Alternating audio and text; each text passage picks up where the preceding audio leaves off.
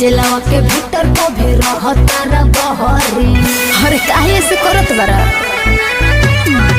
रोज रोज जात बारा कोटया कचहरी। जेलवा के भीतर को भी रहता रा बहरी।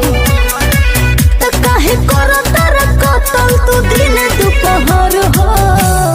सुना जेलवा के अपन बनाइले निगड़े हो। जेलवा